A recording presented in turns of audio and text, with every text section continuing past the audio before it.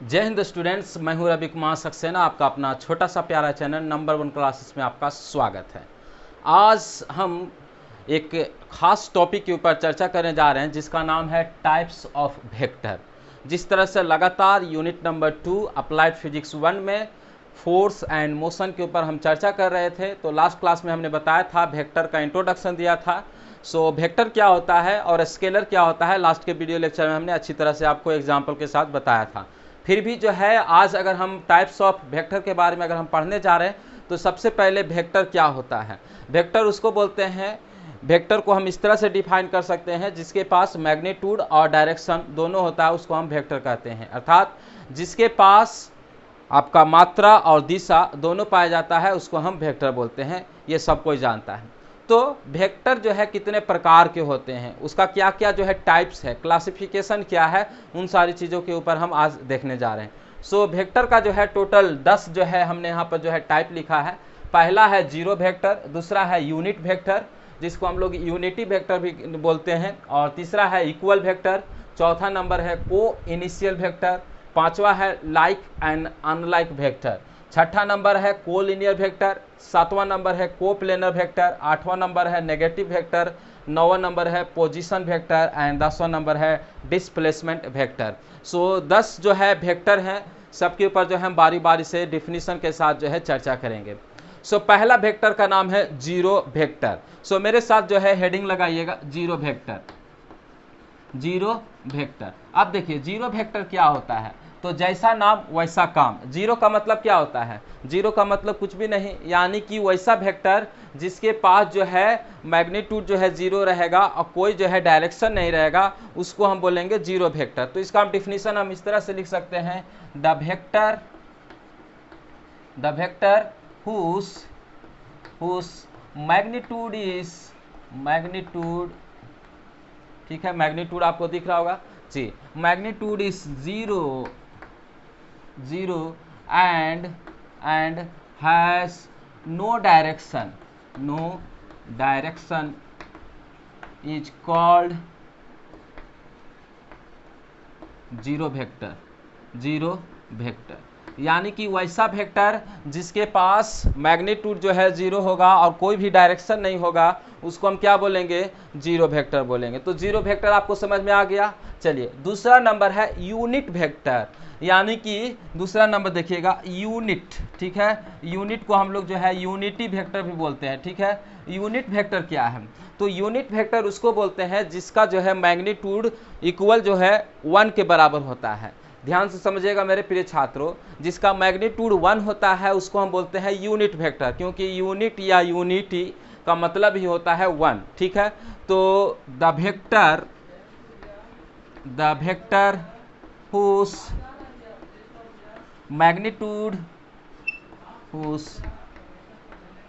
magnitude is equal to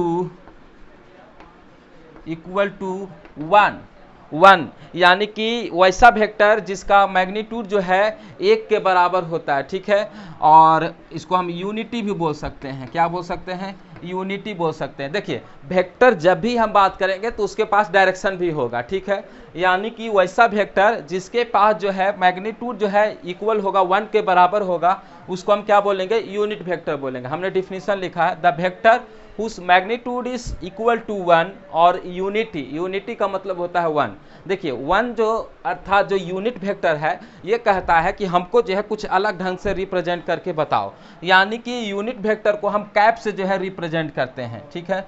मान लीजिए A cap लिखा हुआ है, यानी कि इसका वैल्यू जो है 1 के बराबर है, इसका वैल्यू क्या है, ये जो है यूनिट वेक्टर है। देखिए वेक्टर को जो है रिप्रेजेंट करने का 2 तरीका है, या तो एरो से नहीं तो फिर कैप से, ठीक है। ये आपका हो गया एरो, ठीक है, ये क्या हो गया, एरो हो गया, ये क्या हो गया, कैप हो गया।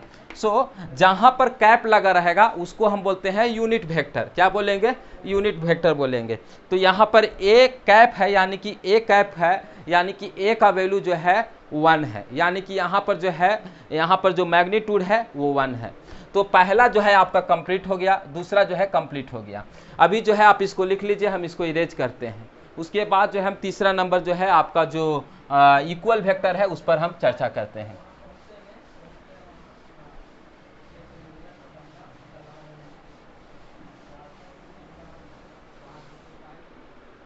सो तीसरा नंबर जो है इक्वल वेक्टर है, ठीक है।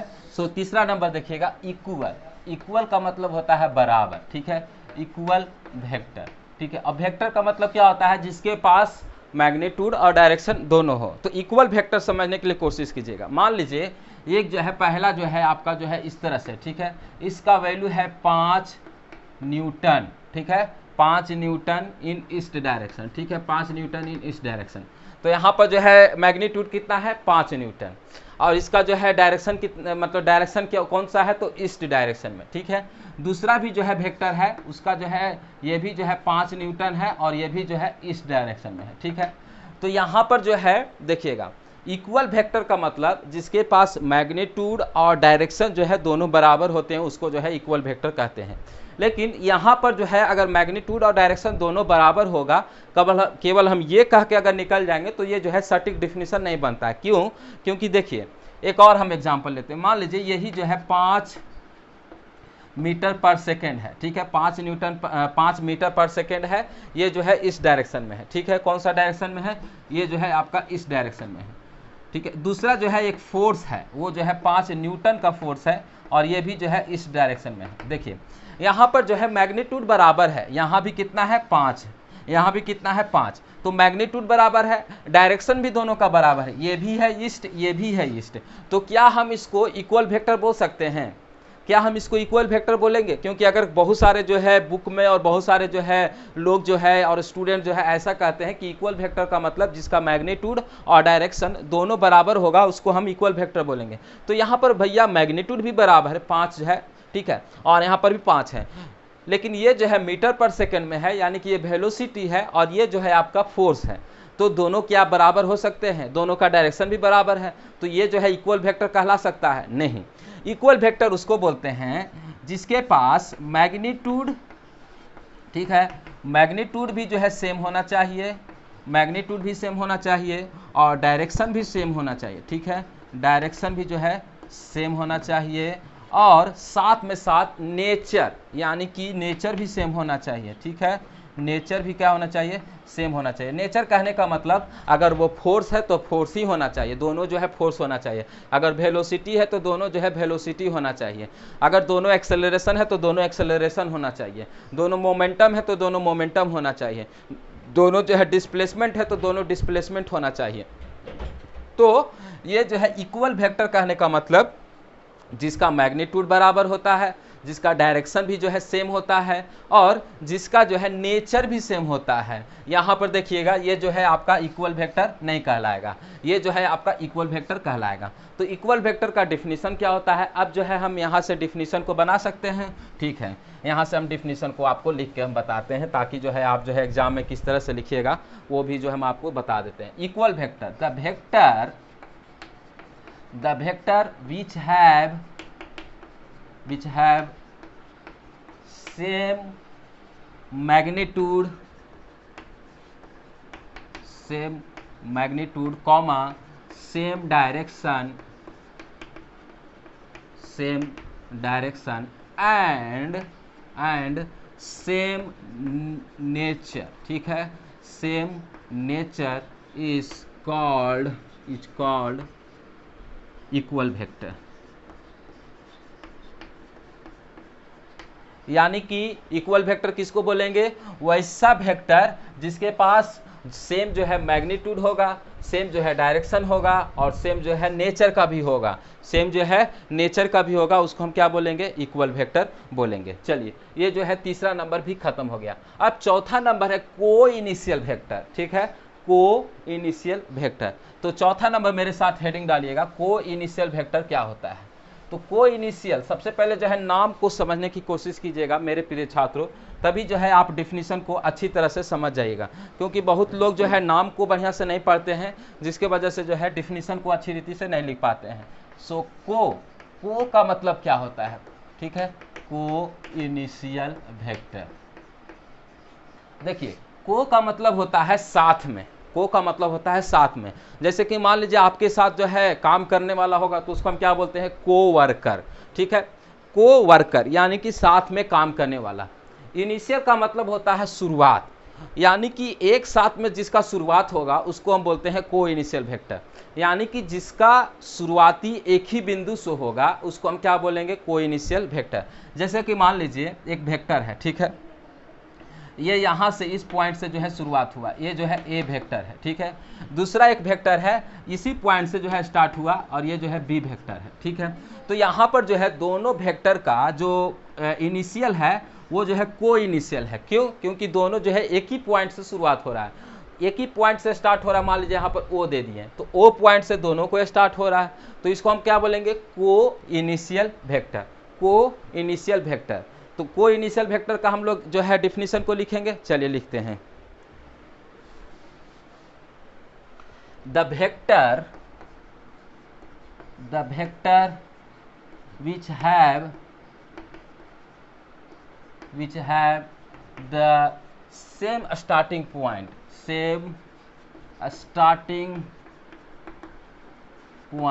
ठीक है। The vector which have the same starting point is called coinitial vector, coinitial vector, ठीक है। समझ में आ रहा है ना? समझ में आ रहा है कि नहीं समझ में आ रहा है? अगर समझ में आ रहा होगा तो लाइक जरूर कीजिएगा, ठीक है, लाइक जरूर कीजिएगा मेरे प्रिय छात्रों। यानी कि वैसा वेक्टर जिसका स्टार्टिंग पॉइंट, ठीक है, सेम होना चाहिए, स्टार्टिंग पॉइंट जो है सेम होना चाहिए, उसको हम बोलते हैं को इनिशियल वेक्टर। सो चौथा नंबर जो है खत्म हो गया, चौथा नंबर जो है खत्म हो गया। ये जो है चौथा आप लिख लीजिए, उसके बाद जो है पांचवा हम चलते हैं। चलिए पांचवा नंबर जो है लाइक एंड अनलाइक वेक्टर, ठीक है। पांचवा नंबर क्या है, like and unlike vector. So like and unlike को जो है पैरेलल एंड जो है नॉन पैरेलल भी बोलते हैं, ठीक है। लेकिन जो है आप जो है एक ही नाम से याद रखिएगा तो ज़्यादा आपको जो है बेटर होगा। सो लाइक वेक्टर क्या होता है, ठीक है, या पैरेलल वेक्टर क्या होता है, लाइक या पैरेलल वेक्टर क्या होता है। तो देखिए लाइक वेक्टर उसको बोलते हैं जिसका डायरेक्शन जो है सेम होता है लेकिन मैग्नीट्यूड सेम नहीं होता है। जैसे कि देखिए मान लीजिए जो है ये जो है 5 न्यूटन का फोर्स है, ये जो है इस डायरेक्शन में लग रहा है, ठीक है। दूसरा जो है इसी डायरेक्शन में लग रहा है लेकिन ये जो है 10 न्यूटन का फोर्स है, ठीक है, 10 न्यूटन का फोर्स है, ईस्ट में ही लग रहा है। तो दोनों का जो है डायरेक्शन सेम है, डायरेक्शन क्या है, सेम है, लेकिन मैग्नीट्यूड जो है सेम नहीं है भैया, मैग्नीट्यूड जो है सेम नहीं है। तो उसको हम क्या बोलेंगे, लाइक वेक्टर। यानी कि लाइक वेक्टर को दूसरा नाम जो है पैरेलल वेक्टर भी बोलते हैं। यानी कि the vector whose direction is same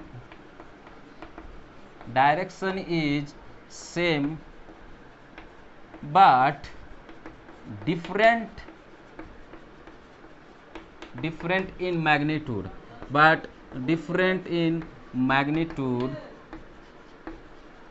is called like vector, ठीक है। यानी कि वैसा वेक्टर जिसका डायरेक्शन जो है सेम होता है, डायरेक्शन क्या होता है, सेम होता है, लेकिन मैग्नीट्यूड जो है डिफरेंट हो सकता है, मैग्नीट्यूड जो है डिफरेंट हो सकता है, उसको हम जो है लाइक वेक्टर बोलते हैं। देखिए लाइक वेक्टर या पैरेलल वेक्टर को अगर मान लीजिए ये जो है लाइक वेक्टर है, यानी कि पैरेलल वेक्टर है 5 न्यूटन है, ठीक है, ये मान लीजिए ईस्ट में लग रहा है, ठीक है, और एक और जो है 5 न्यूटन, मान लीजिए 15 न्यूटन कर देते हैं, ठीक है, 15 न्यूटन ये भी जो है इस डायरेक्शन में है। तो दोनों को अगर हम टेल और टेल के साथ जो अब कंबाइन करेंगे, ठीक है, दोनों का जो है टेल और टेल के साथ, टेल और टेल कहने का मतलब दोनों का पूछ अगर जो है कंबाइन कर देंगे, एक के ऊपर एक रख देंगे, जैसे देखिए इसका ये पूछ है, इसका ये टेल है, इसका ये टेल है, तो दोनों मिलकर जो है, यानी कि यहाँ पर लिख देते हैं टेल टू टेल अगर होगा, टेल टू टेल अगर कंबाइन होगा, ठीक है, टेल टू टेल अगर कंबाइन होगा तो जो थीटा बनाएगा, ठीक है, जो थीटा बनाएगा वो जो है 0 डिग्री का बना देगा। कितना का बनाएगा, 0 डिग्री का बनाएगा। जैसे देखिए इसको और इसको दोनों के ऊपर रख दीजिएगा तो कितना का बनेगा, 0 डिग्री का बनेगा, 0 डिग्री का बनेगा ना, दोनों को जो है रख दीजिएगा तो कितना का बन जाएगा, 0 डिग्री का बन जाएगा। दूसरा है अनलाइक वेक्टर। अब अनलाइक वेक्टर क्या कहा जाता है, इसी का जो है 5वां नंबर में अनलाइक भी है। तो अनलाइक किसको बोलेंगे, जिसका ना तो मैग्नीट्यूड बराबर होगा और ना ही डायरेक्शन भी जो है दोनों का सेम होगा, उसको हम क्या बोलेंगे, अनलाइक वेक्टर।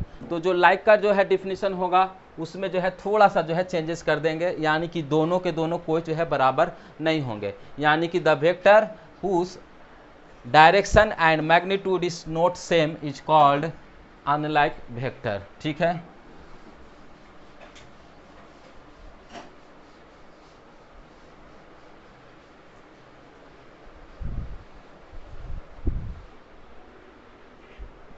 सो अनलाइक वेक्टर हम लिखेंगे। ठीक है,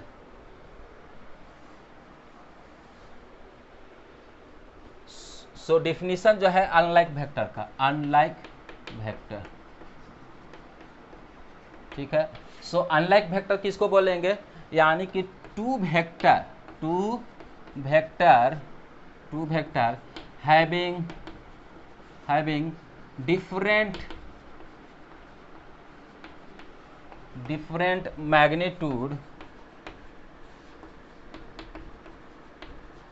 different magnitude and opposite direction and opposite direction is called unlike vector, is called unlike vector। यानी कि two vector having different magnitude, जैसे कि मान लीजिए ये जो है 5 न्यूटन का जो है, ये जो है आपका मैग्नीट्यूड हो गया, ये जो है इस डायरेक्शन में हो गया। एक जो है 10 न्यूटन का जो है मैग्नीट्यूड है, और ये जो है वेस्ट डायरेक्शन में, मान लीजिए जो है वेस्ट डायरेक्शन में है। तो ये जो है यहाँ पर जो है दोनों के दोनों जो है ये जो है अपोजिट डायरेक्शन में है, अपोजिट डायरेक्शन में भी है और डिफरेंट मैग्नीट्यूड भी है। तो इसको हम क्या बोलेंगे, अनलाइक वेक्टर बोलेंगे। अनलाइक को जो है आप जो है एंटी पैरेलल भी बोल सकते हैं, एंटी पैरेलल भी बोल सकते हैं। जब एंटी पैरेलल को जो है जब कंबाइन किया जाता है टेल टू टेल के साथ, ठीक है, टेल को टेल के साथ अगर हम कंबाइन करेंगे टेल टू टेल, तो ये जो है आपका क्या बन जाएगा, तो ये जो है आपको बन जाएगा 180 डिग्री का बन जाएगा। क्या एंगल, कितना एंगल बनेगा, तो 180 डिग्री का जो है भैया, मान लीजिए यहाँ पर जो है ये हो गया 5 न्यूटन इस डायरेक्शन में, ये जो है आपका हो गया 10 न्यूटन वेस्ट डायरेक्शन में। तो जो एंगल बनेगा वो जो है 180 का बन जाता है। थीटा कितना का बन जाता है, 180 डिग्री का बन जाता है। सो लाइक अनलाइक वेक्टर के बारे में हमने आपको बताया। Two vector having different magnitude and opposite direction is called unlike vector. आप इसको लिख लीजिए। उसके बाद जो है छठा नंबर चलते हैं को लीनियर वेक्टर। तो पहले इसको आप लिख लीजिए। चलिए, सो 6 नंबर जो है हम उसका जो है ऑपरेशन करेंगे। 6 नंबर में क्या है, को लीनियर वेक्टर। सो 6 नंबर को लीनियर वेक्टर। देखिए कोलिनियर क्या होता है, मान लीजिए 2 या 2 से अधिक जो है वेक्टर हैं, ठीक है। अब दोनों जो है मान लीजिए 2 से अधिक जो वेक्टर हैं वो जो है एक ही पाथ में जा रहा है, ठीक है। मान लीजिए पहला वेक्टर है, ये 5 न्यूटन का है। अब ये जो है इसका पाथ है, ये आगे इसी डायरेक्शन में न जाएगा, ठीक है। तो यहाँ पर जो है पाथ बोल लीजिए या लाइन बोल लीजिए, इसका जो है लाइन ऑफ एक्शन क्या है, ये जो है लाइन ऑफ एक्शन है, ठीक है। लाइन ऑफ एक्शन तो ये हो गया। तो कोलिनियर उसको बोलते हैं जब 2 या 2 से अधिक वेक्टर एक ही लाइन में जो है आपका जो है सेम लाइन में जो है अगर पाया जाता है उसको हम बोलेंगे कोलिनियर। अब दूसरा जो वेक्टर है वो जो है 10 न्यूटन का है, अब इसी लाइन में है, इसी पाथ में है, ठीक है, सेम पाथ में है या सेम लाइन में है। तीसरा जो वेक्टर है वो जो है 15 न्यूटन का है, ठीक है, 15 न्यूटन का है। देखिए अब लेकिन डायरेक्शन जो है अलग हो सकता है, डायरेक्शन अलग हो सकता है, ध्यान से समझिएगा। इसका डायरेक्शन जो है ईस्ट की ओर है, इसका भी ईस्ट की ओर है, लेकिन इसका जो है वेस्ट की ओर है। डायरेक्शन से हमको कोई मतलब नहीं है, डायरेक्शन चाहे जो है अपोजिट हो, चाहे जो है कुछ भी हो, लेकिन एक ही पाथ में होना चाहिए, एक ही पाथ में होना चाहिए, एक ही लाइन में होना चाहिए। उसको हम क्या बोलेंगे, कोलिनियर वेक्टर बोलेंगे। यानी कि the vector which follow the, यहाँ हम डिफिनेशन लिख देते हैं, द वेक्टर विच फॉलोस या विच फॉलो करेंगे, विच फॉलो सेम पाथ, ठीक है, सेम पाथ और सेम लाइन, ठीक है, सेम पाथ और same line is called collinear vector, collinear vector. यानी कि वैसा वेक्टर जो एक ही पाथ को फॉलो करेगा या एक ही लाइन को फॉलो करेगा, ठीक है, वेक्टर्स हो जाएगा, ठीक है, क्योंकि यहाँ पर जो है बहुवचन है।